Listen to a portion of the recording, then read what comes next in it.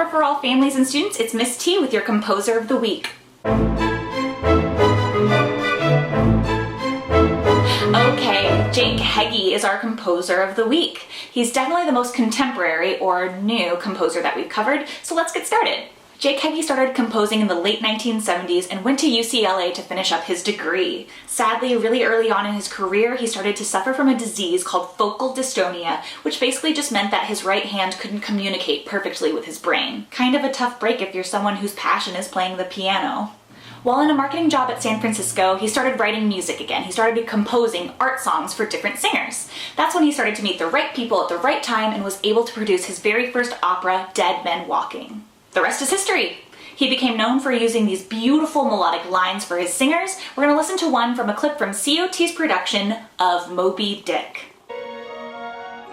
Every morning as I wake, I can hear her. Mary sings as she breaks.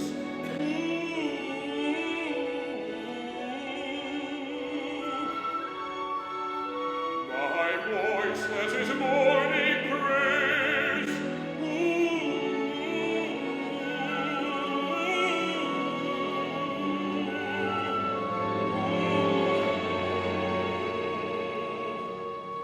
Oh, Mary.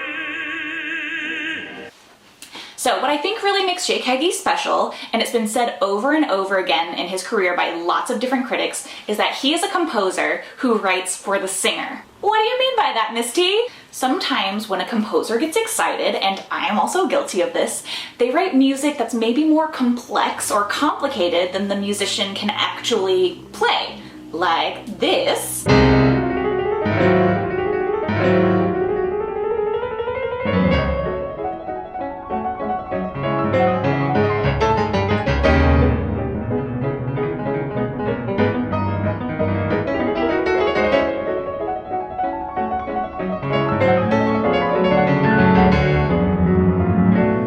Or this.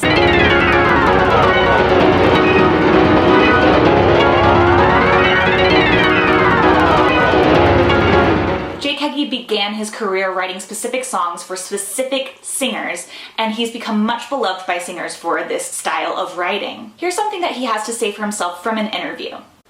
"You have to love these singers," he says. "They are the ambassadors for your work. They are the ones who are going to make your work shine or not. Write it in a meter they can get their heads around so that they are actually working on the character and not worrying about counting and wrecking their voice." This is a really kind approach to writing music versus someone like a composer like Stephen Sondheim, who I love and adore, and I think is the most successful composer alive. Please hire me. Stephen Sondheim wrote really, really difficult music. He's still writing really difficult music. In fact, he wrote this musical called Sweeney Todd, and one of the stars, Angela Lansbury, confronted him. She said, I don't know where I'm supposed to breathe in this song. It's really fast. Only to be told, I didn't write anywhere to breathe. You just don't. That song is 3.5 minutes long, and he didn't write any breaths for her.